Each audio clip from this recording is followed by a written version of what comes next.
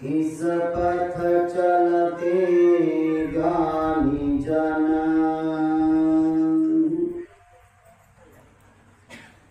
इस पथ चलते संत,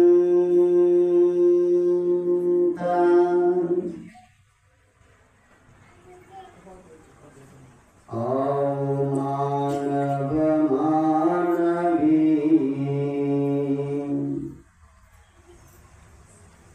चले धम्म के पंथ,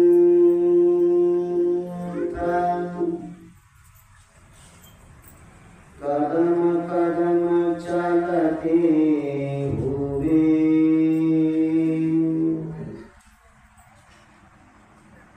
दुर्जन हुए संत,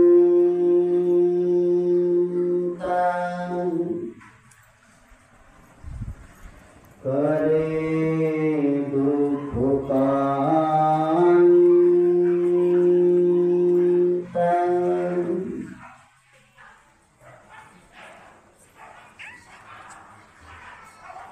अरहंत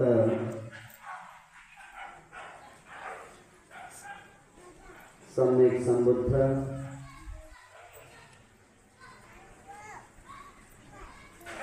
सम्यक संबुद्धाने व्याख्या केलेला असा धम्म सो आख्यातीत पवित्र जीवन व्यतीत करणारा श्रावकी कुसंघ या त्रिरत्नाला प्रथम वंदन करतो।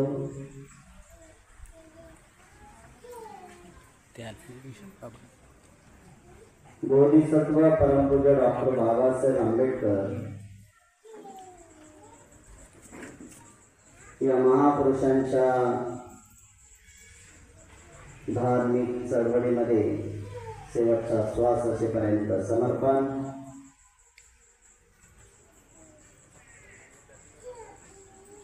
उपस्थित आपण सगळे आरासनावासीय उपासक उपासिका साम बालक बालिका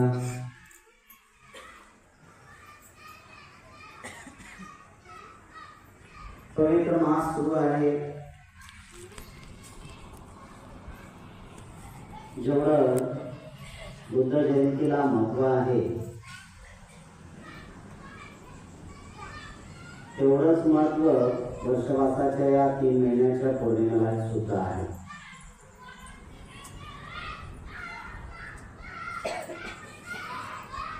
वर्षवास हा तर खऱ्या अर्थाने उपसंपत्तीत खुंच आहे।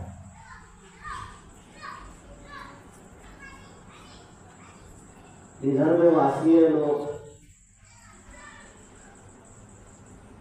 आपण खूप भाग्यवान लोक आहोत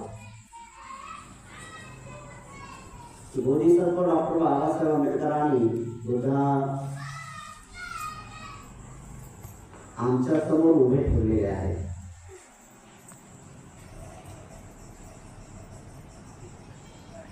त्यानुसार आम्ही भिक्षूंच्या काही गोष्टी बघितल्या तर आम्ही सुद्धा ते अनुकरण करण्यासाठी सज्ज आहोत।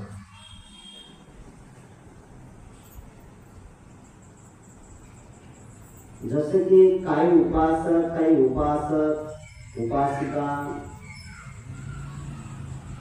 हे सुद्धा बोलत आहे। करणं लांब आहे।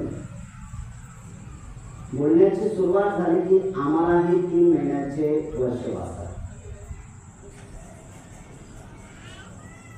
उपसत लांब आहे। आम्ही वर्षवास करत आहोत। आम्ही वर्षवासाच्या या कालखंडामध्ये काय करत आहोत याची सुरुवात आपण केली।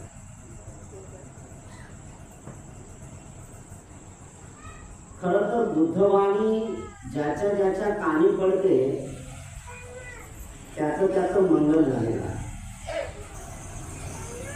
हे बुद्ध ह्या ऐकत असतानाही सुद्धा झालेल्या गोष्टी आहेत। बुद्धाचा कालखंड 2500 वर्ष पूर्ण झाल्यानंतरही सुद्धा आपण तशाच प्रकारचा बघतो की ज्याच्या ज्याच्या काळी बुद्धाची वाणी पडते ते स्वयं दुःखमुक्तातून प्रयत्न करण्यासाठी प्रयत्नशील झालेले आहे.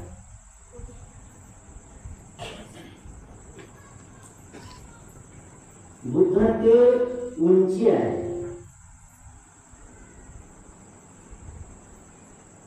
की इतर जे धर्म संस्थापक आहेत या संस्थापकांमध्ये आणि बुद्धांमध्ये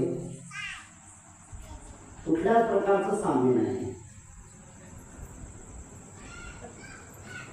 याच्या पलीकडे गेलेले आहे. बुद्ध हे वास्तविक जीवन कसं जगावं यासाठी मनुष्याला केंद्रबिंदू मानत असताना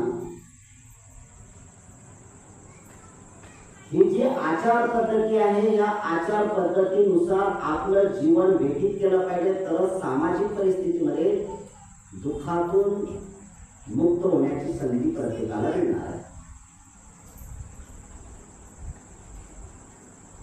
बुद्ध म्हणतात की सामाजिक दुःख दूर करायचं असेल तर पहिल्यांदा स्वतःचं आत्मपरीक्षण केलं पाहिजे.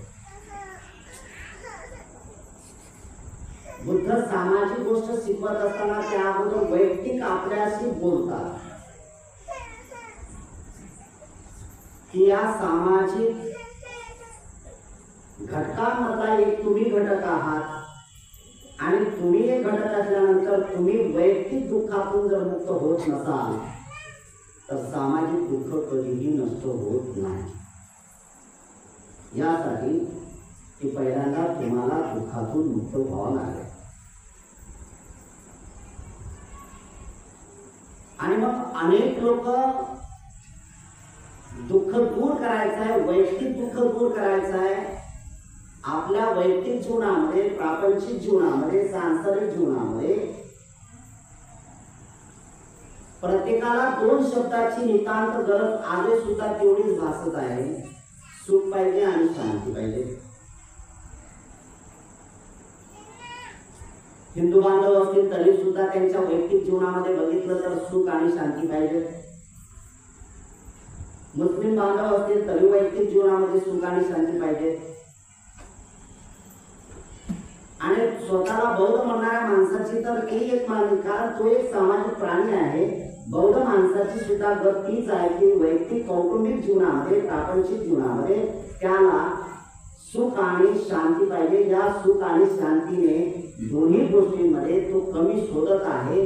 ते शोध पूर्ण करण्यासाठी धर्माचा आधार प्रत्येक माणसाने घेतला, पण याला धर्म पूर्ण करू शकत नाही.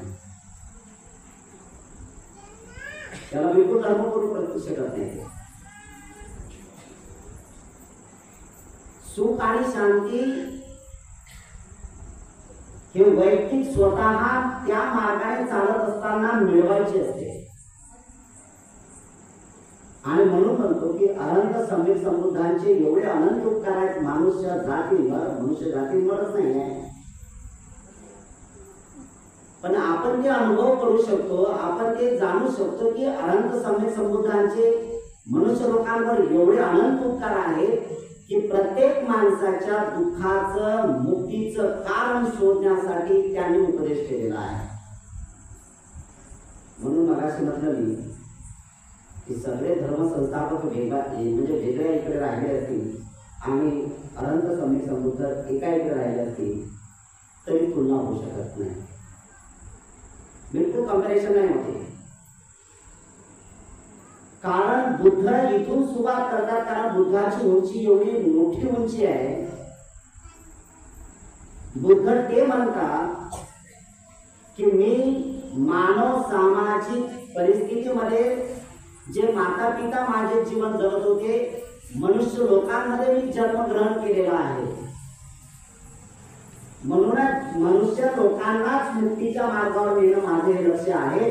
मला तो मार्ग सापडला, त्या मार्गाने प्रत्येक माणूस जसाचा तसा आचरण करायला लागला तर तो संपूर्ण जीवन मुक्त होऊ शकतो, जन्म मरणाच्या चक्रातून मुक्त होऊ शकतो. एवढी ही शाश्वती, एवढी ही गॅरंटी अनंत सम्यक समृद्धाने दिलेली आहे.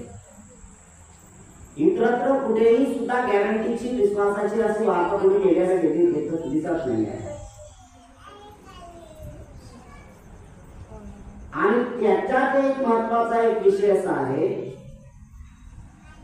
की अरहंत सम्यक संबुद्ध स्वतः म्हणतात की माझी पूजा अर्चा करण्याची गरज नाही आहे. इथं आपण सगळेच लोक बघत आहोत, सगळेच लोक करत आहोत की देवाला फुलं वाहण्याशिवाय त्याला सुख शांती प्राप्त होत नाही असा तो भास झाला. म्हणजे पहिल्यांदा देवाला खुश करावं लागेल, पहिल्यांदा देवदेवत्यांच्या समोर तुम्हाला नतमस्तक व्हावं लागेल, पहिल्यांदा तुम्हाला देवाला नैवेद्य दाखवावं लागेल, पहिल्यांदा देवाला जे काय आहे ते आभूषण द्यावं लागेल, पहिल्यांदा देवाला जे काय आहे तो आहार द्यावा लागेल. सगळ्या गोष्टी पहिल्यांदा त्याला पुरवावं लागतील. त्यानंतर त्याची मर्जी झाली तर सुखी तुम्ही बनणार. ही अजिबात बुद्धाच्या विचारात कुठे अट नाही.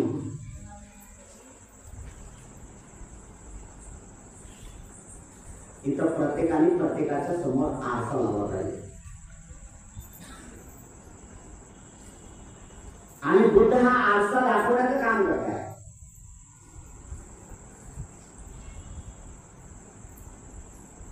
किती रात्रंदिवस देवदेवतांची पूजा करणाऱ्या लोकांची मानसिकता बघितली तरी सुद्धा त्या दुःखातून बाहेर निघण्याची अवस्था त्यांना प्राप्त करता येत नाही. म्हणजे जे देवाला मानणारे लोक आहेत तेही सुद्धा दुःखी आहेत, जे अजिबात देवाला मानत नाही ते दुःखी आहे.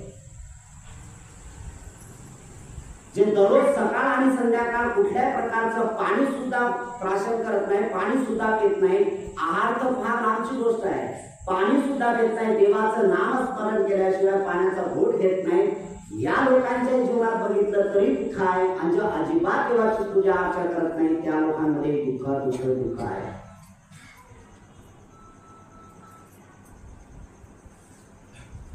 सगळ्याच पंथातले लोक, सगळ्याच पंथातल्या लोकांच्या विचाराचं आमचा पंथ हे शिकवतो, आमचा पंथ हे शिकवतो, आमच्या धर्मात हे चांगलं आहे, आमच्या धर्मात हे चांगलं आहे, आमच्या पोथी पुराणात हे खूप चांगलं लिहिलेलं आहे असं म्हणणाऱ्या लोकांची मानसिकता बघितली तरी सुद्धा दुःखाच्या पलीकडे जाऊ शकत नाही.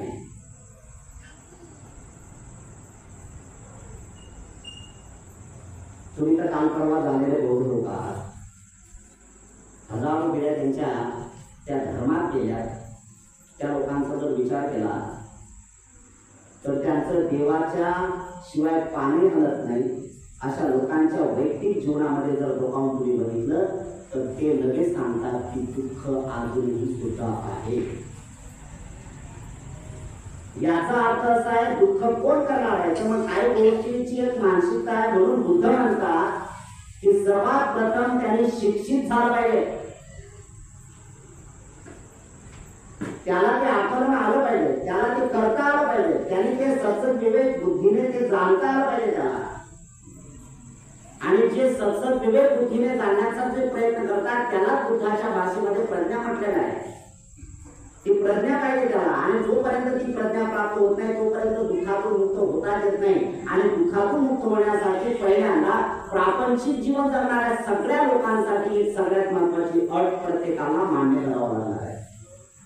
चाहे आप किसी भी धर्म के हो, उससे कुछ लेना देना नहीं. चाहे हिंदू हो, मुसलमान हो, जैन हो, ईसाई हो, बौद्ध हो, इससे क्या मतलब है.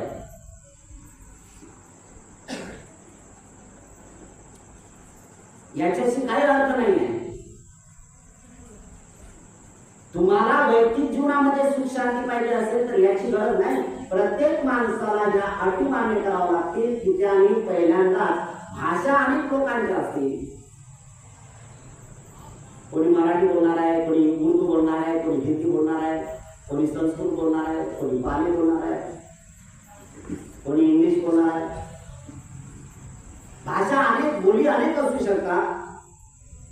पण सामाजिक स्तरावर नाही तर वैयक्तिक जीवनामध्ये ज्याला ज्याला सुखी बनायचं असेल, ज्याच्या कुटुंबामध्ये त्याला शांती पाहिजे असेल त्यांनी या 5 गोष्टींचं आपल्या जीवनामध्ये नियोजन करणं आज काळाची गरज आहे.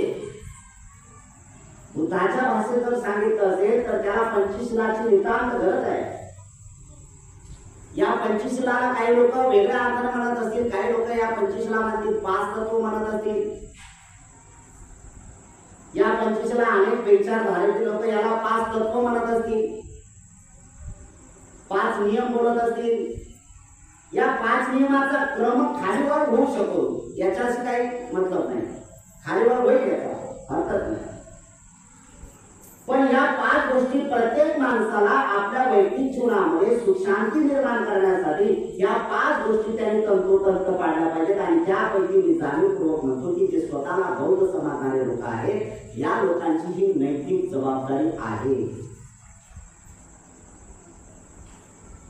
किमान तुम्ही तुमच्या लेकरांच्या समोर आदर्श बनला की नाही इतपत मोजण्याची योग्यता आपण मायबापांनी केली पाहिजे. धर्मात चांगल्याच गोष्टी लिहिल्या आहे, मुसलमानात काय चुकीचं लिहिलंय का? कुरान में तो कुछ गलत लिखा ही नहीं है. जिसको जिसको जन्नत में जाना है ना, तो जो अल्लाह मियां साहब ने जो बताया है उसी मार्ग पर चलना है. लिखा तो अच्छा है, चलते हैं कौन? ये सवाल है, बहुत बड़ा सवाल है. हिंदू धर्मातले जेवढे ग्रंथ आहेत त्या ग्रंथात चुकीचं काहीच लिहिलेलं नाहीये. फॉलो किती करतात, आचरणात किती आणतात ते तेवढं महत्वाचं आहे. जिजसने किती चांगल्या प्रकारच्या गोष्टी सांगितल्या, 10 कमांड सांगितलेल्या आहेत, त्यांनी 10 तत्व सांगितले जीवनाचे, गलत काहीच नाही, किती आचरणात आणतात. आणि सगळ्यात महत्वाचं आहे बाबासाहेब आंबेडकरांनी 1956 मध्ये आपला धुना आम्हाला सगळ्यांना बौद्ध बनवलं. हा एक महत्वाचा आहे की 1956 मध्ये बाबासाहेब बुद्धाचा मार्ग दाखवतात आणि बुद्धाने काय शिकवलं तर पंचशील शिकवलं. आणि पंचशीलाच्या मार्गाने चालत असताना ही नैतिक जबाबदारी सगळ्यात महत्वाची बौद्ध लोकांवर येऊन ठेवते. बाबासाहेबांनी पंचशीलाचा आधार दिला तुम्हाला. पंचशील दुसरं तिसरं काही नाही आहे, पंचशील दुसरं तिसरं काहीच नाही आहे. आणि हा बावळेपणा आपण बौद्ध लोकांनी दूर केला पाहिजे, हा मूर्खपणा दूर केला पाहिजे आपण. की मूर्ती दिसली की त्रिशरण पंचशील, काय प्रोग्राम असला की त्रिशरण पंचशील, अदरवाईज त्रिशरण पंचशीलाचा जराही उल्लेख करत नाही आम्ही. यामुळे आमचं काय होत आहे तर मानवाची हानी होताना दिसते. वैयक्तिक जीवनामध्ये दुःखाची आणि लाट निर्माण करणारे लोक आहोत. पंचशील त्याचं सोल्युशन आहे आणि पंचशील अंतर्मनापर्यंत भेटण्याचं काम आहे. म्हणून बाबासाहेब म्हणतात की मी आज तुम्हाला जे खऱ्या अर्थाने कन्वर्ट केलेलं आहे तुम्हाला यामध्ये ओढून आणला असं म्हणू नका. हा तुम्ही नव्याने आदर्श घडवणे इतपत तुम्ही योग्यता निर्माण केली पाहिजे. आणि माझे जाणीवपूर्वक मत असं आहे की प्रत्येक बौद्ध म्हणणाऱ्या माणसाची नैतिक जबाबदारी हे येते की त्याच्या मुलाच्या समोर, त्यांच्या संतांच्या समोर ते मायबाप म्हणून आदर्श आहेत का हे तपासण्याची आज गरज आहे. ग्रंथालय पाठावं तुमच्या, ओढ पाळाय तुमच्या, पांग राहतो मी ग्रंथांमध्ये. सुरुवात केली ना ग्रंथापासून तुम्ही तर एंड पर्यंत थांबू शकत नाही, एवढं तुमचं वाचन झालेलं आहे. थोडासा आत्मविचार जर केला आपण आणि वैयक्तिक निजी जीवनामध्ये, आपल्या खाजगी जीवनामध्ये आपण थोडासा विचार केला की मी तर ग्रंथ पठण करतो, ग्रंथ वाचन करतो, या सगळ्या गोष्टी माझ्याकडे आहेत, माझ्यातला याच्यात बुद्धाने जे जे सांगितलं याच्यातला विचार मला कुठं जुळला गेलेला आहे, हा विचार कधी करणार आपण? ऐकणारे तेच, वाचणारे तेच, प्रमाणाचा कुठं केल्या जात नाही. आणि मग अशी परिस्थिती भयावह होते की सगळेचे सगळे लोक रोगी आहे, सगळ्यांना रोग लागलेला आहे. आपापला रोग दूर करण्यासाठी आपापले डॉक्टर सुद्धा आपण नेमून ठेवलेले आहेत. आणि मला असं म्हणायचं की बुद्ध सुद्धा एक डॉक्टर आहे, बुद्ध सुद्धा एक डॉक्टर आहे. ज्याला ज्याला मानसिक मानसिक रोगातून मुक्त व्हायचं असेल त्याने बुद्धाकडे येणं हे तेवढंच महत्वाचं आहे. जो बुद्धांकडे मानसिक रोगातून मुक्त होण्यासाठी येत असेल आणि बुद्धाने जे अटी सांगितल्या, बुद्धाने जे नियम सांगितले, बुद्धाने जे पथ्य तुम्हाला पाळायला सांगितलेले आहे, त्या पथ्यांमध्ये जर तुम्ही 19-20 जर करत असाल तर लाभ अजिबात होत नाही. वैसे रोगी राहील आपण. आम्ही सहज आणि सोपा करून टाकलेला आहे. सहज आणि सोपा करून टाकला. ही एक मानसिकता करून ठेवली की ज्या डॉक्टरकडे येतो आणि डॉक्टरकडे आल्यानंतर सांगितलं, डॉक्टरना कुठलाही डॉक्टर असेल तर तो तुम्हाला 3 दिवसाचं ट्रीटमेंट देतोच. आल्याबरोबर तो तुम्हाला तपासणार, सांगणार, मेडिसिन लिहून देणार, ही गोळी ती गोळी ती गोळी, सकाळ दुपार संध्याकाळी ह्या गोळ्या घेत राहा आणि 3 दिवसानंतर परत या. आणि आपण 3 दिवस पुढे होत नाही तर लगेच सांगतो की या डॉक्टरचं काय मला मानणार नाही, दुसरा डॉक्टर करा, तिसरा डॉक्टर करा. अरे रोग अधिक वाढले तुमचे. मानसिक दुःखातून ज्याला मुक्त व्हायचं असेल तर पहिली गोष्ट एक महत्वाची आहे की ज्या डॉक्टरकडे आपण जात असाल त्या डॉक्टरवर पूर्णपणे तुमची श्रद्धा पाहिजे, पूर्णपणे तुमचा विश्वास पाहिजे. विश्वास कधी संपादन होईल? सगळ्यात लाजीवाली बाब ही आहे की ज्याला आम्ही आमचा सर्वस्व समजतो त्याच्या व्यतिरिक्त आम्ही त्याची गाथा बोलतो. त्रिशरण पंचशील झाल्यानंतर किंवा काही झाल्यानंतर एखादा प्रोग्राम समापन झाल्यानंतर आम्ही जे गाथा बोलतो, नथी मे शरणं बुद्धो मे शरणं वरं येते सच्च वज्जेन हो तुम्ही जय मंगल. कोणाचं मंगल झालेलं नाही. नथी मे शरणं अन्य. म्हणून मगाशी म्हटलं की बुद्ध ही उंची खूप मोठी आहे आणि बुद्धाने तुमच्यावर काही जबरदस्ती केलेली नाहीये. बुद्ध हे म्हणत नाही तुम्हाला की माझं ऐका म्हणून, बिलकुल नाही. या जगातला सगळ्यात महत्वाचा आदर्श कोण असू देतो? बुद्ध तेच म्हणतात. आणि जे सत्यवादी लोक आहेत, जे सत्याचा आधार घेऊन लोकांना जे सांगतात आणि ज्यांनी सत्य मिळवलेलं आहे ते लोक सत्यच सांगणार आहेत. ज्यांचा सत्यावर पूर्ण विश्वास आहे ते सत्याची बाजू मांडणार आहेत. आणि सत्य सांगत असताना ते म्हणतात की मला या सत्याची बाजू, या सत्याची उत्तर मला पूर्ण झालेलं आहे, हे परम सत्य आहे. हे ज्यावेळेस लोकांपर्यंत मांडतात त्यावेळेस त्या लोकांच्या समोर ते अटी ठेवतात की तुम्हाला सत्याचं आकलन करायचं असेल तर मी जो तो मार्ग तुम्हाला सुव्याख्या केलेला आहे त्या मार्गाने जसं तसं चालायचं आहे. याच्या जरी तुमचा वाकडा किंवा पाय पडला तरी तुम्हाला तिथपर्यंत पोहोचायचं येत नाही, सत्यापर्यंत जाता येत नाही. ही सगळ्यात महत्वाची मानवाच्या जीवनामध्ये अट आहे की ज्या माणसाला दुःखातून मुक्त व्हायचं असेल. ही सगळ्यात महत्वाची अट आहे. अट आम्ही मायबापाची मान्य करत नाही. ज्यांनी आम्हाला निर्माण केलं, ज्यांनी आम्हाला जन्माला घातलं त्याची अट नाही निर्माण केली तर याची कुठे अट निर्माण करणार आहोत है ना? शब्द प्रयोग तो फार चांगले येतात. महान गावडी अनंत सम्यक संबुद्ध, महान गावडी बोधिसत्व बाबासाहेब. काय एवढ्या संज्ञा देऊन टाकतो आम्ही तुमच्या नका. अनंत उपकार आहे बाबासाहेबांची, अमूर्त मोठ्या सगळ्या गोष्टी दिसतात. तुम्हाला काय अनुभव झाला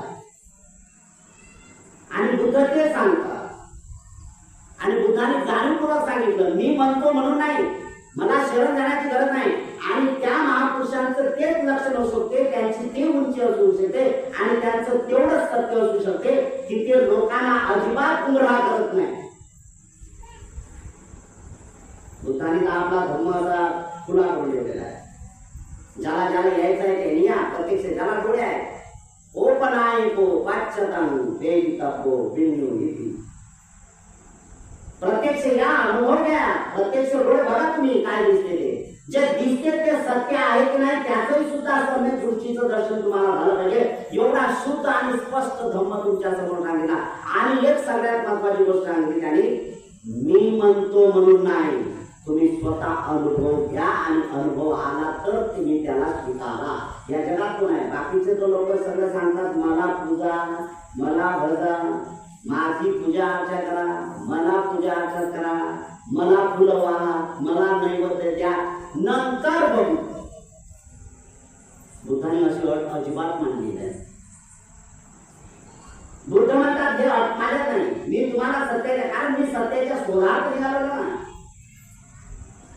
29व्या वर्षामध्ये त्यांनी जे महानिष्क्रमण केलं आणि तेव्हापासून त्यांनी जे म्हणजे वयाच्या 35व्या वर्षामध्ये 29 ते 35 6 वर्षाचा जो कालखंड आहे तो एवढा तपश्चर्येमध्ये घातला की आजचे लोक सुद्धा तेवढी घनघोर तपश्चर्या करत नाही, त्याच्यापेक्षा महान तपश्चर्या केली.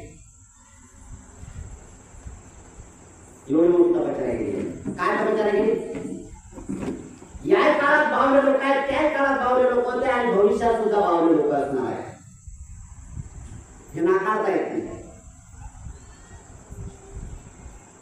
हे सगळ्यात महत्वाचं आहे की त्या काळात असा वयाच्या 6 वर्षांचा जो कालखंड त्यांनी घातला 29 वयापासून ते 35व्या वर्षापर्यंत एवढी घनघोर तपश्चर्या केली, त्याची पर्वा नाही करू शकत. पाणीने सुद्धा गेलो. बुद्धांनी त्यांचा धर्मग्रंथ आपण वाचता, आपल्याला ज्ञात आहे सगळं. पाणी नाही गेलो. एक किलाचा कण खाल्ला, जाऊन जाईल सत्यापर्यंत शोधायचं.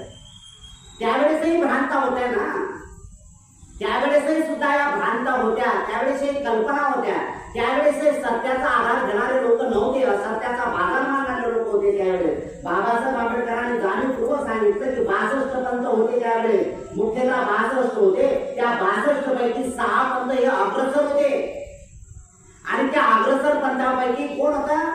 आलार कलाम, उद्धवराम बुद्ध, संजय विलीन बुद्ध, पपुट कथ्याय है ना. हे जे महत्वाचे आहे. त्याच्यानंतरचा एक महत्वाचा भाग होता या 6 पंथांपैकी ज्याचा दबदबा या 6 पंथांपेक्षा जास्त महत्व ज्याला होतं, जे मुरवेला काश्यप, नदी कश्यप आणि गया काश्यप 3 बंधूंवर. अग्निपूजक आहे ते, हे अग्निपूजक आहे. सगळे करोडोचे करोडो लोक त्यांच्याकडे येत होते. काहीतरी चमत्कारिक प्रक्रिया करायच्या आणि लोकांना बोलत. जिथं चमत्कार येते तिथं माणसाचा सर्वनाश होतो. आणि जे जे चमत्कार करण्याचा प्रयत्न करतात त्यांना आज रोजी जेलात जावं लागते. सतत विवेक बुद्धीचा विचार अजिबात नाही. म्हणून आनंदाला शिकवत असताना आणि विशेषतः जयमंगल गाथा आपण बोलत असताना त्याचा एक महत्वाचा भाग आहे. तिथे सुद्धा बुद्धाने सांगितलं आणि सगळ्यात महत्वाचा की बुद्धाचा उजवा हात असणारा सारिपुत्त आणि महामोगलाय, या महामोगलांना चमत्कारामध्ये एवढी काही रिद्धी प्राप्त झाली होती. महामोगलांना त्यावेळेस भगवान बुद्धांनी वारंवार सांगितलं की महामोगलाय, बौद्ध धर्मात अजिबात चमत्काराला थारा नाही बरं, याचं तू काही करू नको. जर तुला जन्म मरणाच्या चक्रातून मुक्त व्हायचं असेल तर सत्याच्या पर्यंत पोहोचण्याचा प्रयत्न तू कर आणि हा सत्याचा मार्ग मी शोधून आणलेला आहे. तुला जसं तसं या बाकीच्या गोष्टी स्टेशन येत राहतील, या सोडून दे. अंतिम स्टेशन गाठायचंय तुला. सगळ्यात महत्वाचं आहे किती दूरदृष्टी आहे भगवंताची. कुठलाच आडपडदा ठेवलेला नाही, कुठलाच आडपडदा ठेवला नाही. आणि सगळ्यात महत्वाचं आहे की त्यावेळेस जाणीवपूर्वक या गोष्टी मानत असताना बुद्ध म्हणतात मी म्हणतो म्हणून नाही. सगळ्यात महत्वाचं मी मोक्षदाता नाही, मी मुक्तीदाता नाही, मी मार्गदाता आहे. मी मार्ग दाखवतो आणि मार्ग दाखवत असताना या मार्गाने जसं या मार्गाला काही नियम आहे. जसे काही ट्रॅफिक रूल असतात, ट्रॅफिकचे नियम जे असतात ते ट्रॅफिकचे नियम तुम्हाला फॉलो करावे लागतात. जर तुम्ही ट्रॅफिक फॉलो नाही केला, नियम फॉलो नाही केला तर नक्कीच तुमचा ऍक्सिडेंट होऊ शकतो. नाही ऍक्सिडेंट झाला, त्याचं जर उल्लंघन केलं तर तुम्हाला त्याची फाईन भेटते. तशाच प्रकारचा बुद्धिझम आचरत असताना म्हणजेच खऱ्या अर्थाने मानवाच्या दुःखमुक्तीचा मार्ग, त्याला मुक्त करायचा रस्ता जर चालायचा असेल तर त्यासाठी ते नियम आहेत आणि ते नियम केवळ फक्त आणि फक्त अनंत सम्यक समुद्राने शिकवले. ते शिकवले, बाकी कोणाला शिकवले? बाकी तर सगळे म्हणतात मला पूजा, माझी पूजा करता, माझ्या पाया पडा, मला खुश करा. मला खुश केल्यानंतर सगळं आहे. बुद्धांना हा आडपडदा अजिबात ठेवलेला नाही. स्पष्ट सगळ्यांसमोर सांगितलं असं आहे, जमत असेल तर या. आणि त्यात आहे बुद्ध प्रत्येक मानवांवर प्रत्येक मानवावर बुद्ध जसं आई वडील आपल्या लेकरांवर प्रेम करतात तसं तसं प्रत्येक मानवावर सामाजिक प्राण्यांवर जाणीवपूर्वक बुद्धाने प्रेम केलेलं आहे. कोणाला दूर उठलेलं नाही, कोणालाच नाही. आज तर बावले भेदभाव करतात सगळे. मूर्खाचा बाजार मांडलाय लोकांनी. हा उच्च तो नीच. अरे कुठं चालले तुम्ही अधोगतीच्या मार्गाला राजे हो? कुठं उच्च नीचता दाखवताय रे? हा कमी याचा तो जास्त आहे, तो श्रीमंत आहे तो गरीब आहे, हा खालच्या जातीचा आहे तो वरच्या जात आहे.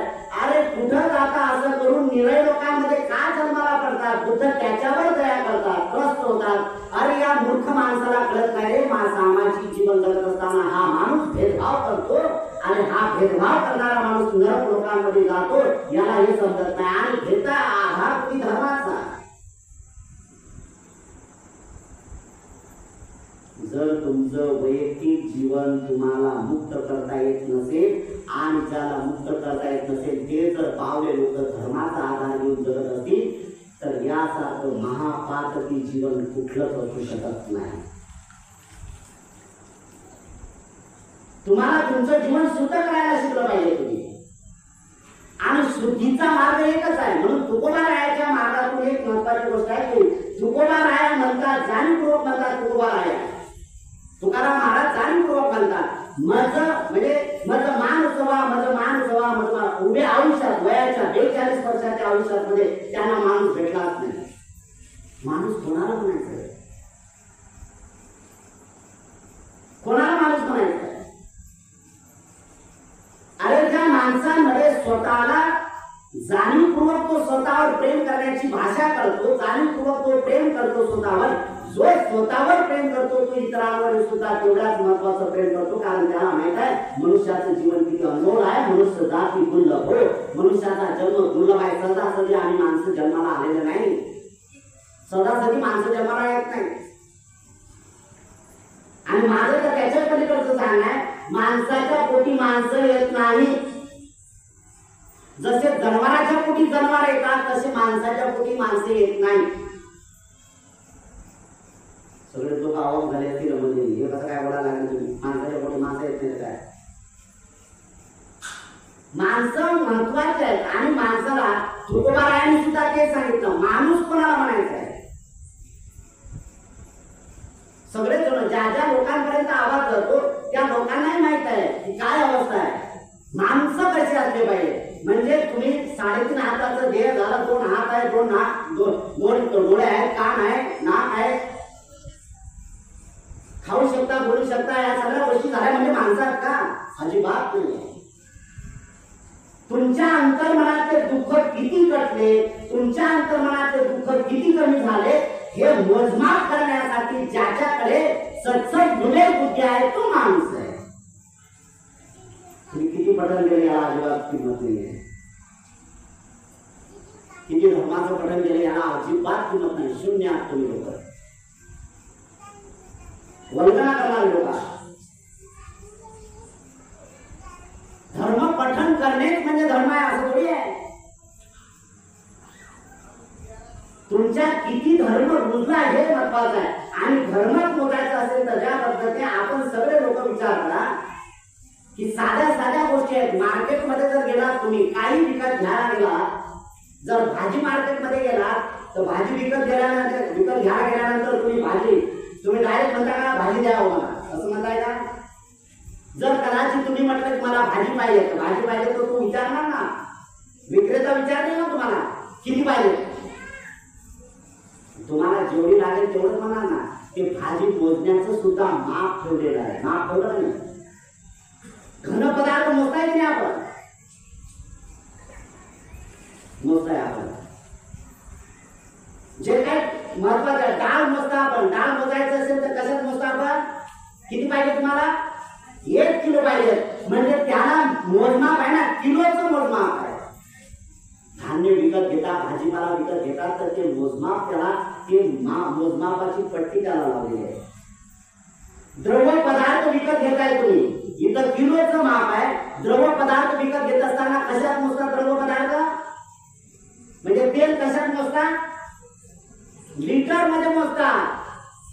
घन पदार्थ मोजायचे असतील तर किलोत मोजतात, द्रव पदार्थ मोजायचे असतील तर लिटर मध्ये मोजतात. अरे तुम्ही 3.5 हाताचा देह धारण केलेले लोक, तुमच्या अंगावर कपडे आहेत का नाही? हे कपडे आहेत, हे कपडे कशात मोजतात? कशामध्ये मोजतात? मीटर मध्ये मोजतात ना. किती माणसाला मीटर लागतो कपडा?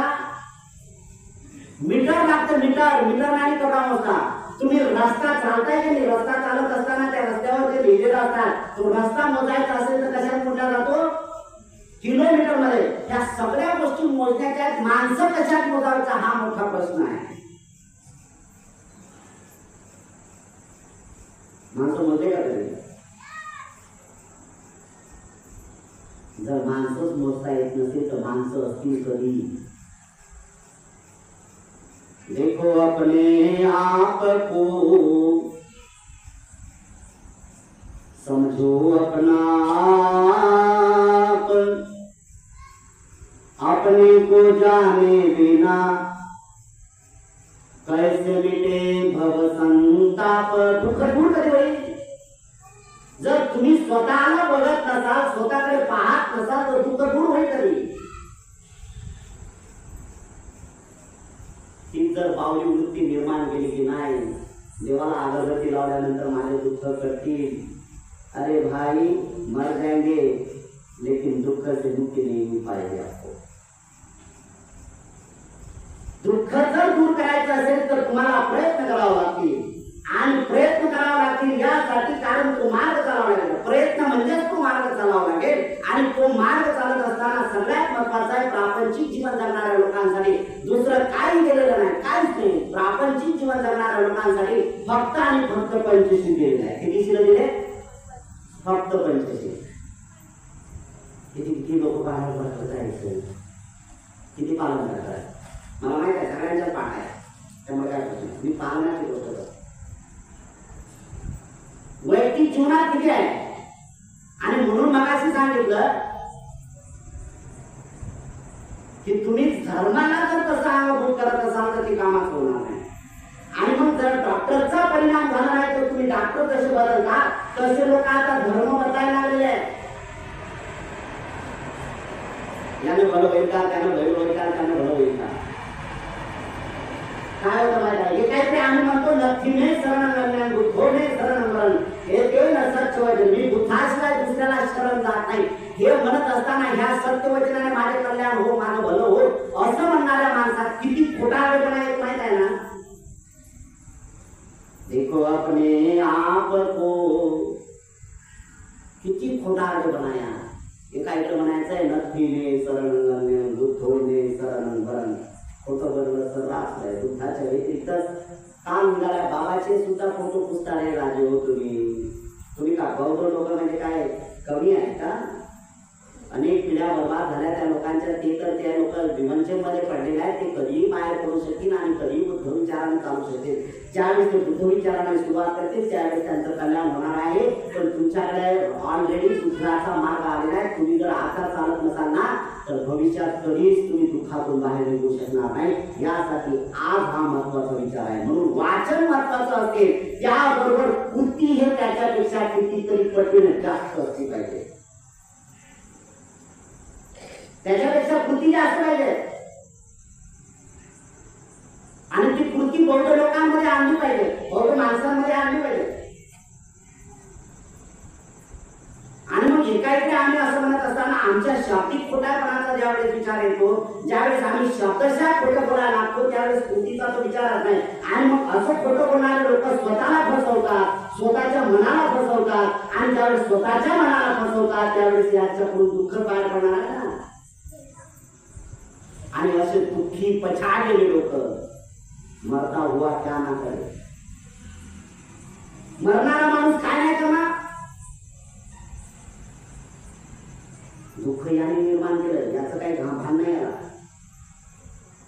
काय काय लोक विचार करतात, ज्याला बुद्धीचा आकलन येत नाही ते सर्रासपणे म्हणतात दुःख काय आमच्या नशिबी आहे. बरं ठीक आहे, नशिबी आहे.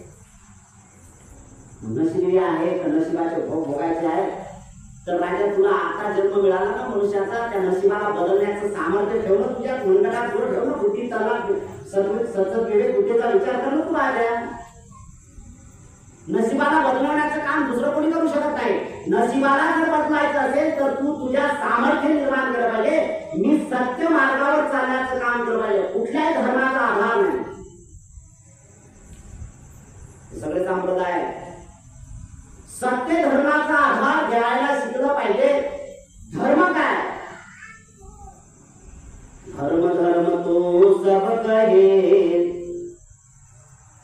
धर्म ना समझे कोय, शब्द विचारा क्या करे, अर्थ ना समझे कोय.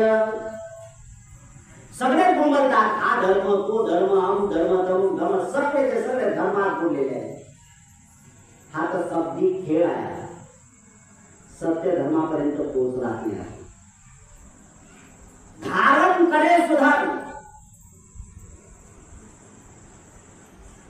आणि लाक्षणिक गोष्टी बंद करा. आता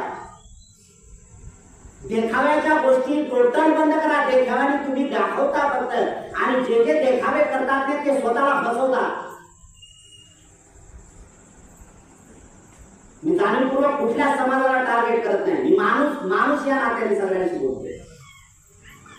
मी माणसाला उद्देशून बोलतो. काही लोकांनी आपण स्वतः धार्मिक लोकांना दिसतो पाहिजे यासाठी लोकांनी आपल्या शरीराचे सगळं विद्रुपीकरण करायला सुरुवात केली. काही विद्रुपीकरण करतायत ना म्हणून ते देव रूपात सुद्धा द्यायला दिसतात. एवढी तर मूर्खाची आमची विचारसरणी निर्माण झालेली आहे. एवढे बावले लोक आहे समाजामध्ये. पुरुषांसाठी आहे. पुरुषांनी सगळे कपडे अंगावर काढा, नंगे व्हा, 2-4 लोकांना शिव्या घाला, रस्त्याने चालत बघा. स्टँडर्ड लोक पाया पडतात. समजून घ्या हा सगळ्यात महत्वाचा स्टँडर्ड मूर्ख आहे.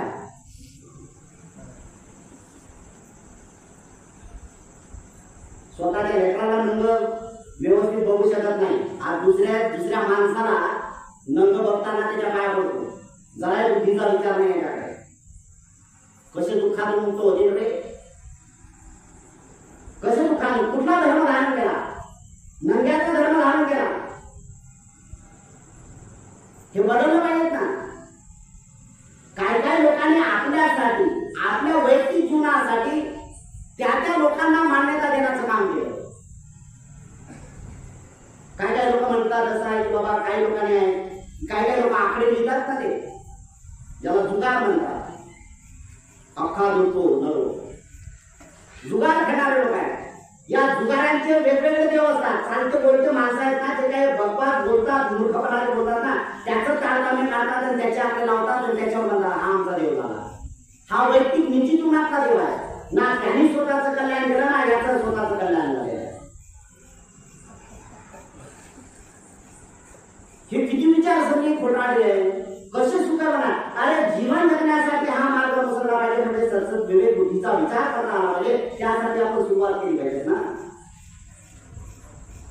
आणि ही जी सुरुवात करायची असेल तर समजून त्याला काय करावं लागेल. तर हेच महत्वाचं आहे की या जगात सगळ्यात महत्वाचं आहे. म्हणून वारंवार भगवान बुद्ध मनुष्य लोकांवर प्रेम करतात, मनुष्य जातीवर अनुकंपा करतात आणि जाणीवपूर्वक मनुष्य लोकांना त्या मार्गातून काढतात. कारण बुद्ध म्हणतात अरे माणसाचा जन्म तुला प्राप्त झाला, निलय लोकांमध्ये तू प्रेत लोकांमध्ये, असुर लोकांमध्ये, पशु पक्षी लोकांमध्ये जन्मग्रहण करू नको. याच्यातून सुटका निर्माण झाली पाहिजे. जर कदाचित मनुष्य जन्मामध्ये तू मृत्यू पावला तर तुला मनुष्याचा जन्म प्राप्त झाला पाहिजे. यासाठी शील पालन करायला शिकलं पाहिजे. यासाठी शील पालन करायला शिकलं पाहिजे. आणि सगळ्यात महत्वाचं आहे की शील पालन केल्याशिवाय तुम्हाला कुठल्याही प्रकारची सद्गती प्राप्त होत नाही. काही लोकांना शील समजत नाही, सदाचार समजते. काही काही लोकांना सदाचार समजत नाही. काही लोकांना ही भाषा समजते की सामाजिक जीवन नीती मूल्यांकन जीवन असलं पाहिजे. यासाठी त्याला ते समजतात ते करा. नीती काय? नीती म्हणजे धर्म आहे. नीती म्हणजे धर्म. दुसरा बाबासाहेब आंबेडकरांनी धर्माची व्याख्या दुसरी काहीच केली नाही. एका शब्दात बाबासाहेब आंबेडकरांनी केले नीती म्हणजे धम्म आणि धम्म म्हणजे नीती, बस. याच्या पलीकडे काही शब्द प्रयोग केलेला नाही, व्याख्याच केली नाही शब्दाची. या जर केवळ फक्त शाब्दिक गोष्टी आणि पुस्तकात किंवा ग्रंथात गोष्टी नमूद असतील आणि माणसं वाचणारे पुष्कळ असतील, आचरणात नसेल तर त्याला काही अर्थ राहत नाही. म्हणून त्या लोकात आणि तुमच्या लोकात काही फरक पडत नाही, अजिबात काही फरक दिसत नाही. तुम्ही तुमची आयडेंटिटी नवीन निर्माण केली पाहिजे. आणि म्हणून बाबासाहेब आंबेडकरांचे जे स्वप्न होते की काय तुमच्यावरती परिस्थिती होती, त्या परिस्थितीतून तुम्ही उठला पाहिजे आणि किमान तुम्ही तुमच्या लेकरांच्या समोर आदर्श बनला पाहिजे. माझे सुद्धा तुम्हाला तेच सांगणार आणि खास करून विशेष म्हणजे सगळ्या जाती धर्मातल्या लोकांना सांगणार. माझं तसं वैयक्तिक कोण्या समाजाला नाही, पण त्यापैकी बौद्ध समाजाला जास्त यासाठी सांगतो की तुम्ही समजू शकता, तुम्ही ते आकलन करू शकता आणि ही नैतिक जबाबदारी तुमच्या बाबासाहेब आंबेडकरांनी तुमच्यावर टाकलेली आहे. म्हणून यासाठी म्हणतो की बाबासाहेब आंबेडकर म्हणतात की तुम्ही तुमच्या लेकरांच्या समोर आदर्शवत बनले पाहिजे.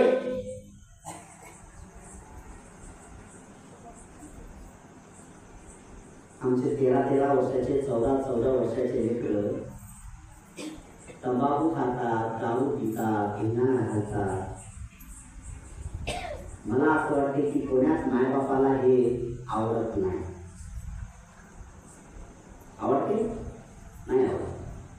तुमचा मुलगा तुमच्या समोर वाह्या जात असताना तुम्हाला आवडेल? पण जन्माला येण्याच्या अगोदर काय काय स्वप्न बघितले मावल्यानं तुम्ही सुद्धा काय स्वप्न बघितले त्या मुलाच्या बाबतीत? अरे बापरे, माझा मुलगा असा, माझा मुलगा तसा, माझा मुलगा तसा. ते तर स्वप्नातच होतं. आणि रिअल मध्ये जर मुलगा जन्माला आला तर बाप विचारू नका.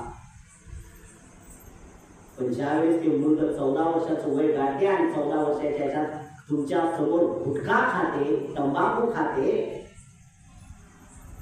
एखादं फंक्शन असतं त्या फंक्शन मध्ये प्रोग्राम असतात, त्या प्रोग्राम मध्ये जात असताना दारू पिते, धिंगाणा घालते, तुमच्या समोर नाच गाणं गायते, त्यावेळेस तुम्ही काय बोलणार? आणि म्हणून म्हणतो तुम्ही कुठल्या धर्माच्या, मला याच्याशी घेणार नाही. तुम्ही हिंदू आहात का, मुसलमान असाल का, जैन असा की बौद्ध असा, याच्याशी काय घेणार नाही. तुम्ही त्या धर्मात काय आहे त्याच्या अगोदर तुम्ही तुमच्या मुलांच्या समोर मायबाप आहात का नाही, हा धर्म ज्यावेळेस तुम्ही जीवनात उतरवला तर समजून चला तुमच्या वैयक्तिक कुटुंबातलं दुःख दूर होण्याचा प्रयत्न तुम्ही करता आणि निजी जीवनामध्ये सुख शांतीचं महत्व तुम्हाला कळेल. आणि तेच नियमाचं पालन करण्यासाठी प्रत्येक माणसाला हत्या करता येणार नाही, चोरी करता येणार नाही, व्यभिचारी करता येणार नाही, खोटं बोलता येणार नाही आणि कुठल्याच प्रकारचं नशापान करता येणार नाही. ही शिकवण प्रत्येक धर्मात असून सुद्धा या शिकवणीपासून आम्ही किती लांब गेलो आणि लांब गेलेले माणसं दुःखीच होणार आहेत. यासाठी तुम्ही काय करता? हा आज असणारा वर्तमान काळातला महत्वाचा एक प्रश्न आपल्या समोर आहे. याची उकल काय करता तुम्ही? मला माहित आहे तुम्हाला 1000 कारवा पाठ आहे तुमच्या. मला हे पण माहित आहे तुमच्या कीर्तन भजन पाठ आहेत म्हणून. मला माहित आहे तुम्ही 5 वेळा नमाज पढणारे लोक आहात म्हणून. पण मुलगा जो बाहेर जात असेल तर इससे कोई मतलब नहीं होता हो. याला काही मतलब होत नाही. आणि मग जर तुम्ही मायबाप हरबड होत असाल आणि त्याला जर सोडत असाल, हे देवाच्या हातात आहे. असं म्हणणाऱ्या लोकांचा तर किती मूर्खपणा असू शकतो तो त्या हातात आहे. जर हे देवाच्या हातात आहे, मुलं झालेच कशाला? काय गरज होती? हे तर त्याच्या हातात आहे. त्याच्या हातात असल्यानंतर सगळ्या गोष्टी आहेत आणि तुम्ही एवढे स्वतःला धर्मवान समजता ना. ह्या सगळ्या गोष्टी महत्वाच्या आहेत की तुम्ही तुमच्या जीवनामध्ये काय आचरणात आणता आणि कसं आचरणात आणता ही ज्यावेळेस सुरुवात तुम्ही कराल ना त्यावेळेस महत्वाचं आहे. आणि म्हणूनच आहे या जगामध्ये संपूर्ण मानवाला जर दुःखातून मुक्त व्हायचं असेल तर तुम्हाला बुद्धाच्या पंचशिलाशिवाय पर्याय शिल्लक नाही आहे. मी हे केवळ फक्त बौद्ध धर्म बुद्ध आहेत मान आहेत म्हणून बोलतो असं नाही आहे. या संपूर्ण मानव जातीचा विकासाचा भाग कशात आहे यासाठी 6 वर्षाची खडतर तपश्चर्या केली त्या महापुरुषाने. तो काही ढगातून टपकलेला नाही, खाली आलेला नाही. तोही सुद्धा माता पित्यांच्या उदरामधूनच आलेला आहे. आई वडिलांच्या पोटी जन्माला आलेला आहे तो. आणि तो जन्माला येत असताना या संपूर्ण लोकांच्या दुःखातून मुक्त होण्यासाठी आणि सगळ्यात महत्वाचा आहे कर्माला किती भगवान बुद्ध महत्व देतात. या कर्माची गोष्ट भगवान बुद्ध सांगतात. कर्म म्हणजे संस्कार कसे असले पाहिजे यासाठी जाणीवपूर्वक उपदेश करत राहतात. म्हणून मानवाने आपले संस्कार बदलले पाहिजेत, म्हणजे कर्म बदलले पाहिजे. आणि कर्म जर बदलले तर नक्कीच आपण आपल्या व्यवहारिक दृष्टिकोनातून आपल्या 2 गोष्टींचा बदल करून आणू शकतो. नंबर 1 की आपल्या वागण्यात बदल होतो आणि नंबर 2 आपल्या बोलण्यात बदल होतो. मगाशी सांगितल्याप्रमाणे पुन्हा त्या मुद्द्याला येतो आणि सुरुवात करतो की भिक्षूंचा वर्षवास आहे आणि भिक्षूंचा वर्षवास असल्यानंतर उपासक लोक वर्षवासाची सुरुवात करतात आणि म्हणतात की आम्हाला सुद्धा वर्षवास आहे. आणि वर्षवास आहे तर काय करतात, तर काय काय महिला म्हणतात, काय काय पुरुष म्हणतात की आम्हाला 3-3 महिन्याचा उपवास होत आहे.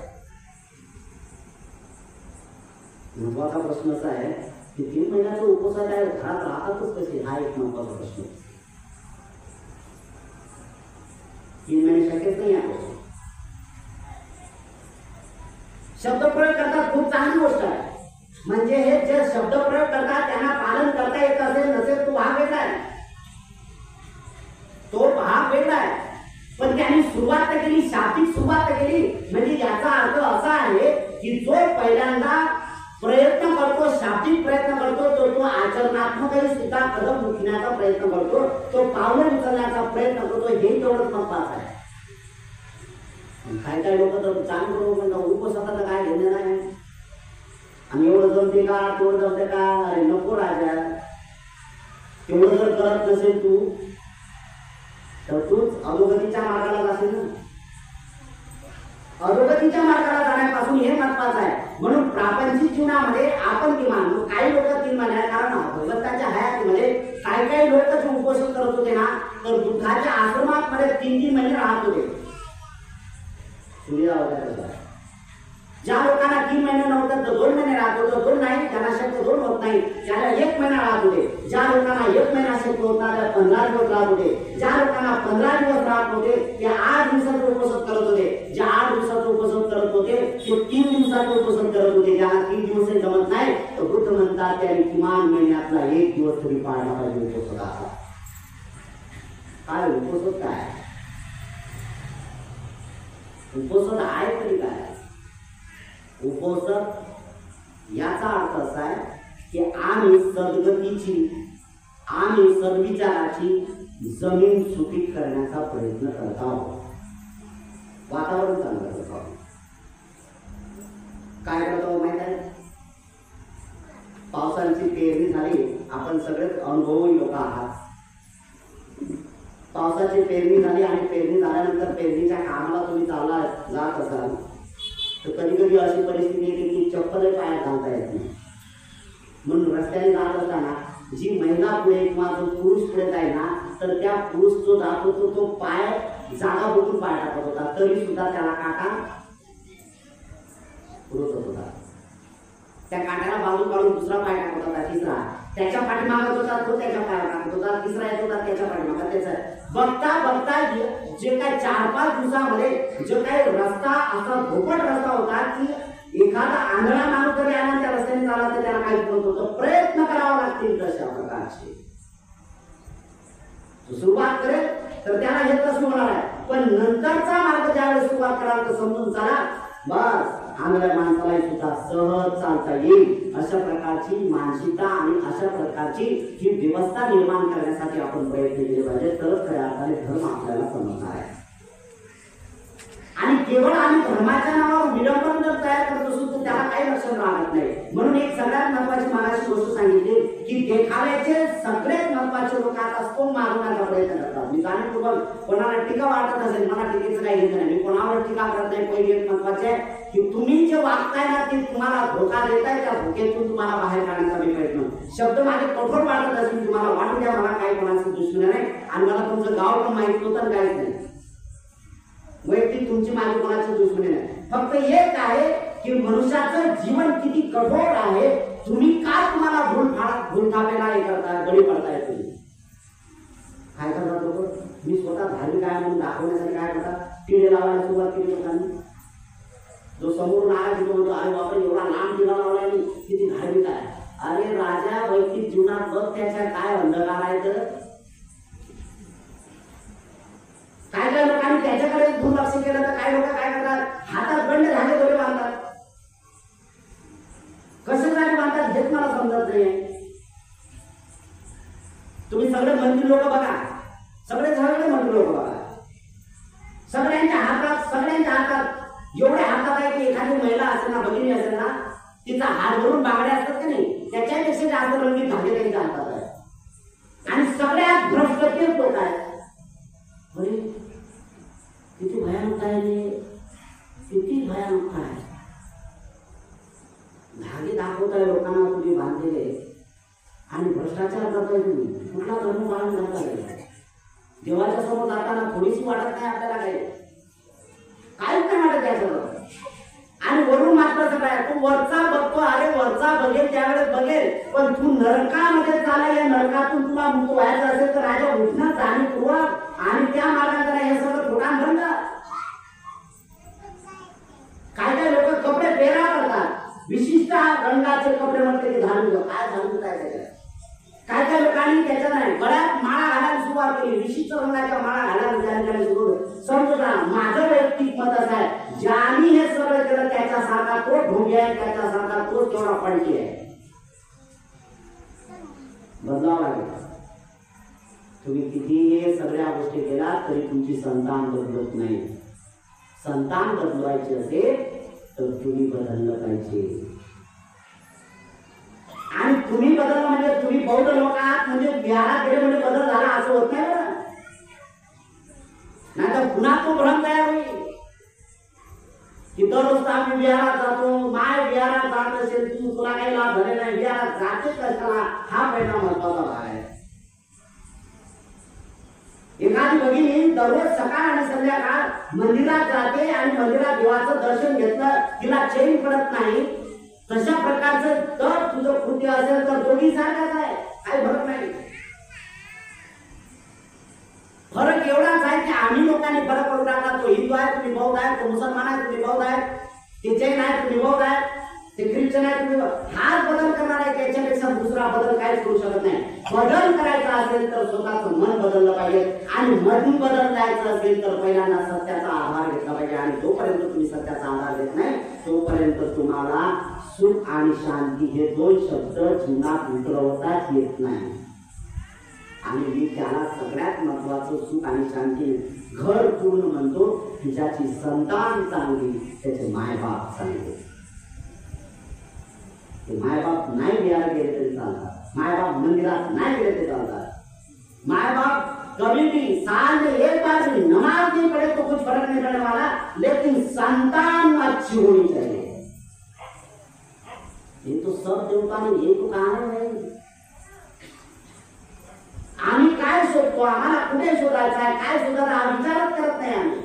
म्हणून म्हणतो की सगळ्या धर्मामध्ये तेच मूलभूत कारण सांगितलेलं आहे, सगळ्या धर्मामध्ये तेच व्यवस्थित सांगितलेलं आहे. ते फॉलो करणारे लोक वेगवेगळ्या विचाराचे दिसतात आणि वेगवेगळ्या विचाराचे म्हणजे आपल्या सोयीप्रमाणे ज्यावेळेस कृती करायला लोक जातात ना त्यावेळेस त्यांचा भ्रम झालेला असतो, सत्य धर्मापर्यंत पोहोचू शकत नाही. म्हणून या जगात सगळ्यात महत्वाचा आधारस्तंभ जो आहे तो बुद्धाचा. आणि बुद्ध ते म्हणतात, प्रत्येकाला बुद्ध म्हणतात, तुम्ही बुद्धां शरण गच्छामि म्हणता म्हणजे मला शरण या असं नाही त्याचा अर्थ. मी तर अधिक त्याच्यापेक्षा अधिक सांगेल तुम्हाला.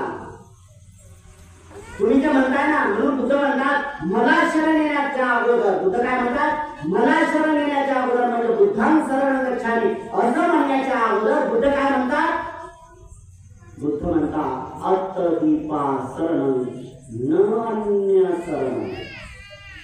किती महत्वाचा महान उपदेश आहे. एवढं स्पष्ट या जगात कोणी शिकवलेलं नाही.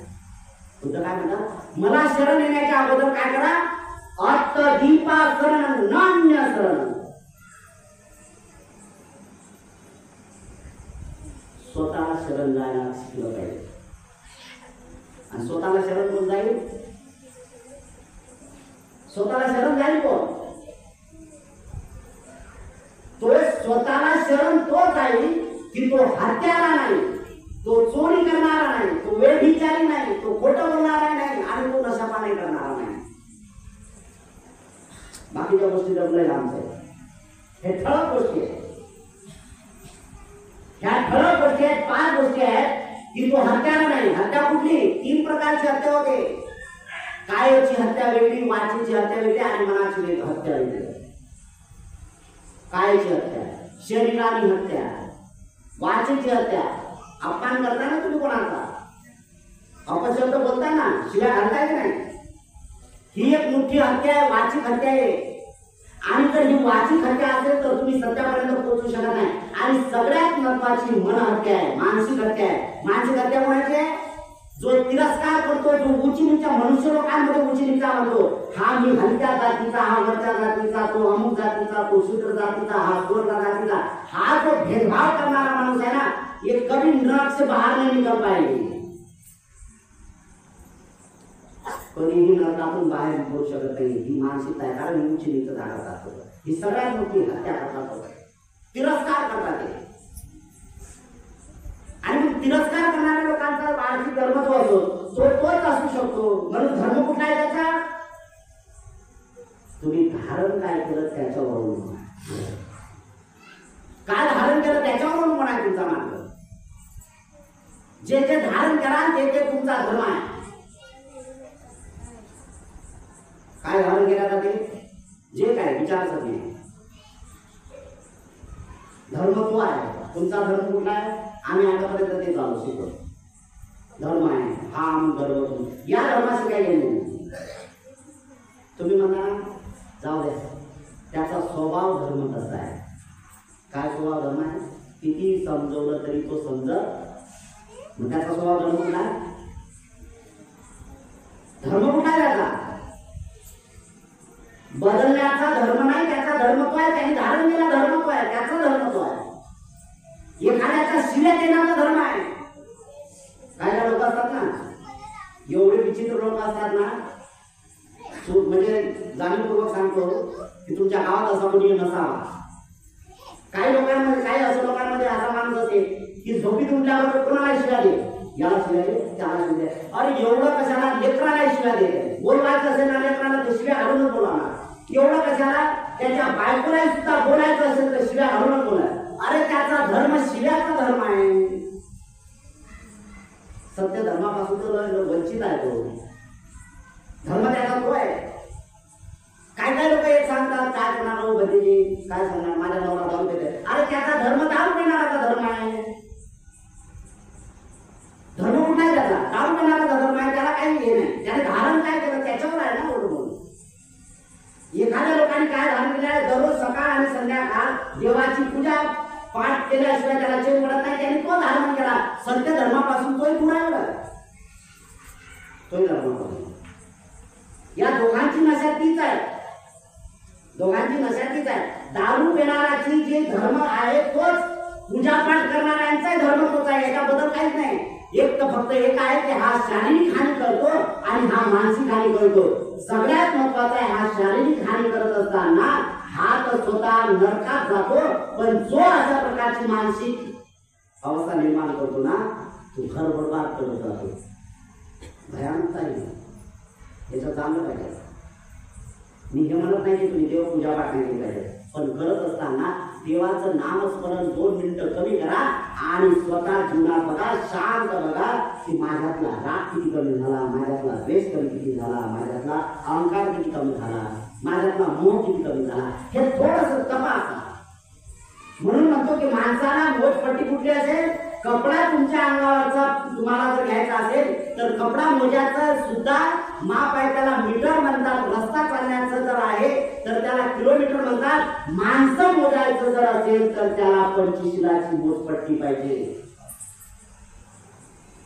पंचशिलाची मोजपट्टी. तो कोणी धर्मातला असो आपल्याला घ्यायला. क्यों मुसलमान धर्म में, इस्लाम धर्म में ये बताया नहीं क्या कि भाई हत्या करते हो तो उतनी पापी आप हो,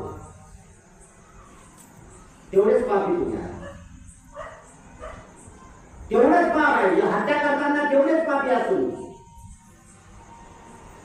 हिंदू धर्मात सुद्धा सांगितलं बाबा काय, जर कोणाची हत्या केली तर काय, अरे बाप किती आहे. आणि ह्या सगळ्या गोष्टी धर्मात कधी येतात, पण या सगळ्या गोष्टी धर्मात राहिलेल्या आहेत, कर्मिक नाही आहे. आणि म्हणून आमचा करणीचा आणि कथनीचा धर्म वेगवेगळा झालेला आहे. आमचा करणीचा मार्ग वेगळा आहे आणि बोलण्याचा मार्ग वेगळा आहे. आम्ही बोलतो ते वेगळं आणि करतो ते वेगळं. आमचे दोन धर्म झाले आणि ज्याचे दोन धर्म होतात ते कधीही आयुष्यात मरेपर्यंत नाही, मेल्यानंतरही सुद्धा धर्मात जीवन सुखाने जगत नाही. सांगलं पाहिजे ना, महत्वाचं आहे. म्हणून शोधायला शिकलं पाहिजे. आपण सत्य मार्ग शोधण्याची सुरुवात केली पाहिजे. तरच खऱ्या अर्थाने आपल्या वैयक्तिक जीवनामध्ये सुख शांती आहे. म्हणून मी जाणीवपूर्वक तुम्हाला सांगतो की बुद्धाने त्याच्या धर्मग्रंथाचं जर वाचन पठण चालू असेल तर चांगली गोष्ट आहे, नाही असं नाही. या निमित्ताने एकत्र येता आणि एकत्र येणे, सामूहिकरित्या येणे म्हणजे मैत्रीभाव तयार होते आणि मैत्रीभाव हा कृतीतून तयार होत असते. अनेक गावातले उदाहरण जाणीवपूर्वक देत असतो. काय काय लोक जाणीवपूर्वक म्हणतात वर्षाभासात ग्रंथ लावायचा आहे, ग्रंथ लावायचा, बरं लावायचा आहे, कोणीतरी उठून उभं करते आणि लावायला. काय लोक सांगतात का एकदा दोनदा लावलं, एक दोन दिवस गेलं की तिसरा माणूस मध्ये काय लावलं तुम्ही, काय लावलं, काय दरवर्षी तोच विचार करा किती वर्ष झाले. आमच्या गावात 4 वर्ष झाले तोच बुद्ध आणि त्यांचा धर्म, तोच बुद्ध आणि त्यांचा. म्हणजे याचा अर्थ तो माणूस सांगतो की बाबा काय बाबा तोच तो ग्रंथ आहे, दुसरं काही नवीन नाही. अरे दुसरं नवीन काय नाही तुला, म्हणजे जर 4 वर्ष ग्रंथ वाचला तर तू ग्रंथ अख्खा पाठ झाला असेल तुझ्या. एवढा कंटाळा आला तुला, एवढा कंटाळा आला का. दरवर्षी तेच काय अर्थ पाहिजे त्याला विचारावं काय झालं. काय काय लोक म्हणतात कारण बिहारात यायचं ना नाही, हा जो भोंगा आहे का नाही, हा भोंगा माझ्या घरावर जायला आहे. मग ते वाचन करणारा किंवा त्याचे विश्लेषण करणारा जो आहे ना, स्पष्टीकरण करणारा जो आहे ना, तो बोलत असताना तिथं बोलल्यानंतर तेवढा क्लिअर ऐकायला येत नाही. या भोंग्यातून माझ्या डायरेक्ट कानात जाते. वा माणसाची गोष्टी. बरं ठीक आहे राजा, मग घरात बसून ऐक ना, बसून नाही खाट टाकून बघे फाट्यावर भेटला. मग लेटून आहे, डोळे कधी बंद होता आणि कधी खराटे मारले काय झालं विचारा काय झाला काहीच नाही. आणि सकाळी तेच काय सांगणार म्हणजे आमची झोपच होत नाही. अरे कुठेच चाललो आपण, कुठला मार्ग आहे. ही प्राथमिकता बोधिसत्व बाबासाहेब आंबेडकरांनी आमच्या समोर दिली. हे केवळ बुद्धाचं मुखपृष्ठ आपल्या समोर ठेवलेलं आहे. बुद्धाने त्यांचा धर्मग्रंथ म्हणजे पूर्ण सार आहे असं नाही आहे. हा आम्हाला तोंड ओळखीला व्हावा बुद्ध की बुद्ध असे आहेत आणि बुद्धाने काय शिकवण दिली याचं अनालिसिस आम्ही केलं पाहिजे. त्यासाठी 4 प्रश्न बुद्धाने त्यांच्या धर्मग्रंथामध्ये प्राकथनमध्ये वाचकाच्या समोर मांडलेले आहे. वाचले पाहिजे आम्ही. जाणीवपूर्वक चिकित्सक असतं काय, जाणीवपूर्वक जो चिकित्सक आहे श्रद्धापूर्वक आहे, ज्याची चिकित्सा आहे त्याची श्रद्धा वाढेल आणि ज्याची श्रद्धा वाढेल त्याची पंचशिलाची भक्कम पायाची अवस्था होईल आणि जो पंचशिलाचं पायाचं एकदम मजबूत अवस्था निर्माण करण्याचं काम करतो त्याच्या घरात तो वैयक्तिक जीवनामध्ये सुशांतीच्या मार्गाला जातो. म्हणून माझं एक असं मत आहे की किमान बौद्ध म्हणणाऱ्या माणसाने स्वतःला तपासण्याचं काम सुरू केलं पाहिजे. आमचा तोच घराण्याचा भाग आहे. काहीच नाही. कधी कधी आम्हाला कोण नाही देता. मी ऐकलंय म्हणून ते सांगतो तुम्हाला. जर बायको ग्रंथ ऐकायला गेली ना, थोडीशी जर उंच आवाजात बोलली ना तर नवरा डायरेक्ट म्हणतो हे शिकवला का ग्रंथ. अरे राजा ती गेली की आई तुला म्हणून तू तसं म्हणतो. तुला काय उन्हाळ टप्पू खेळायला तिला पाठवलं का रे, तुला मोकाट सोडलं का. अरे तू येऊन बस, दोघाही पती पत्नीने येऊन बसा ऐका ना. जर बायको जोरात बोलायला लागली तर नवऱ्याने जरा समजदारपणा करा आणि सांगा की बुद्धाने कठोर सत्र फरुषा वाचा नाही सांगितलं. संयमित हो, शांत हो, शांत हो, शांत हो. ज्यावेळेस तिला कळेल की अरे माझं चुकलं, माझा नवरा सांगतो, त्यावेळेस मात्र शांत हो. आता हे जर बोलायला लागली तर तो नवरा आहे, तो 4 शब्द अधिकच देईल सोडून. बस ग्रंथ ऐकायचे, वर्षभर ऐकायचे, तिसरे भांडवल होईल. याच्यातून काय होणार आहे ना? म्हणून तुम्हाला ऐकण्याचा गंध आहे ना जुना उतरवण्याचा गंध आहे. याची सुरुवात आपण करणार का? आणि हा जो करण्याचा भाग आहे तो स्वतःच्या अनुभवाच्या साठी करा. तुम्हाला काय अनुभव आला, हा अनुभव तुम्हाला आला पाहिजे. जोपर्यंत तुम्हाला वैयक्तिक जीवनामध्ये अनुभव येत नाही तोपर्यंत काहीच नाही. म्हणून तुम्हाला काय शोधायचं असेल तर ते शोधण्याची, सत्य शोधण्याची प्रक्रिया पूर्ण करा. शेवटचं उदाहरण देतो आणि थांबतो. हे जे काही आज देवदेवतांचं म्हणणं आहे, किती संत पुरुषांनी जाणीवपूर्वक सगळ्यांनी सांगितलं. संत पुरुष जे आहेत ना, सगळ्या धर्मातल्या संत पुरुषांची अवस्था एक महत्वाची.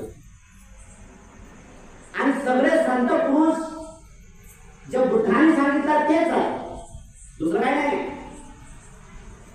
संत पुरुष ते सांगतात की तुम्ही जे काही आज बाहेरी गोष्टीला जे महत्व देता, बाहेर अंगाला जे महत्व देता, म्हणजे बाहेर शोधायला सुरुवात देते. काय लोक दगडात देव शोधतात,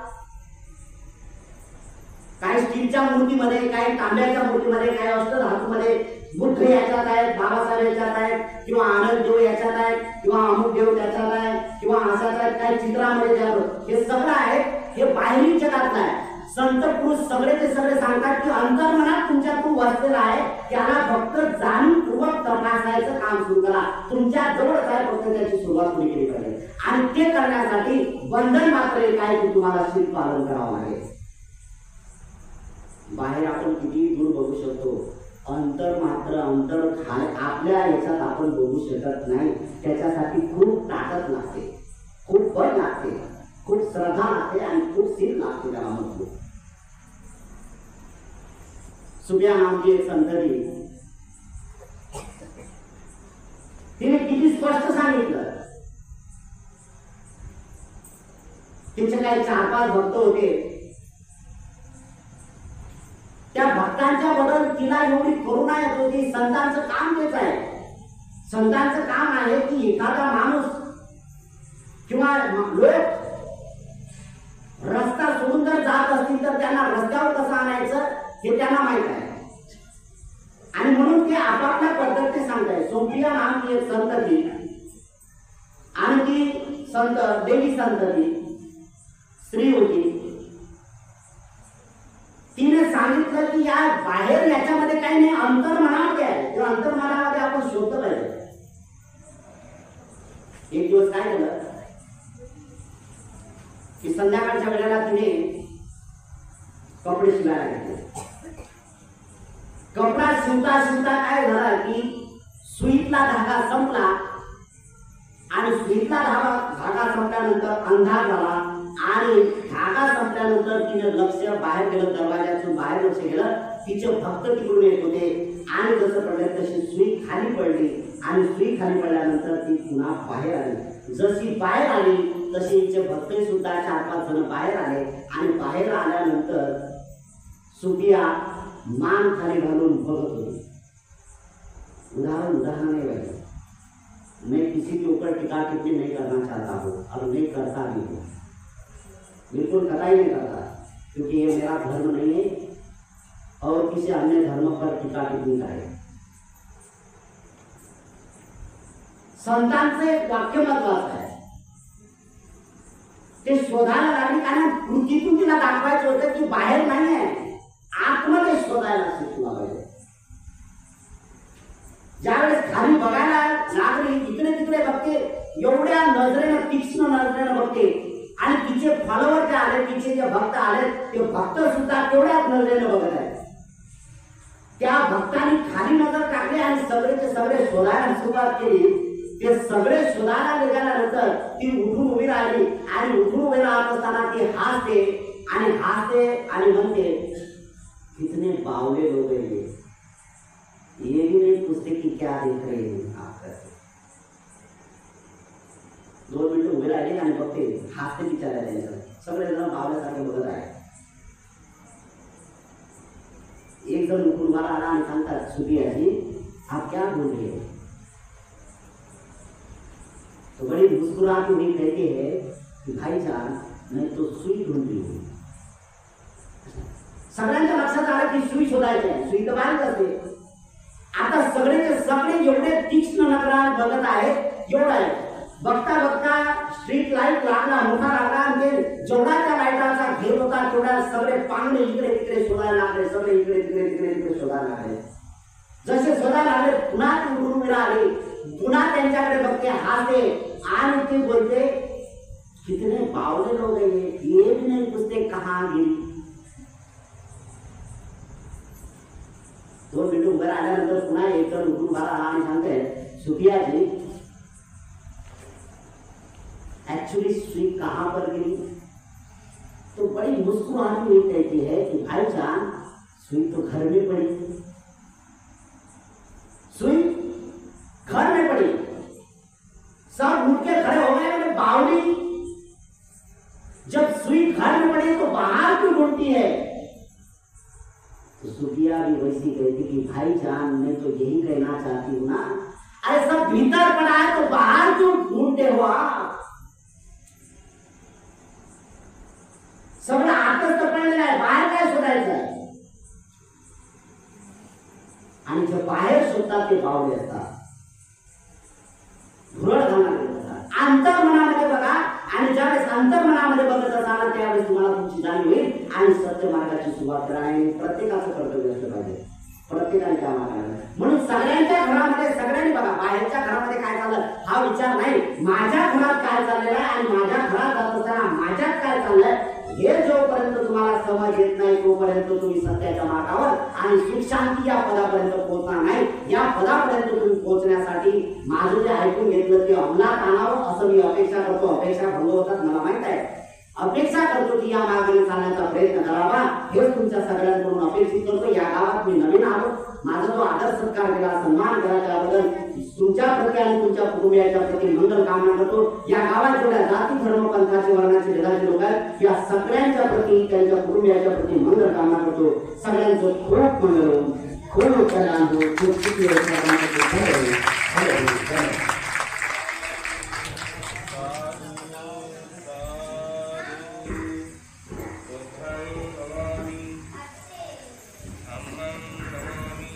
बुद्धं नमामि, धम्मं नमामि, संघं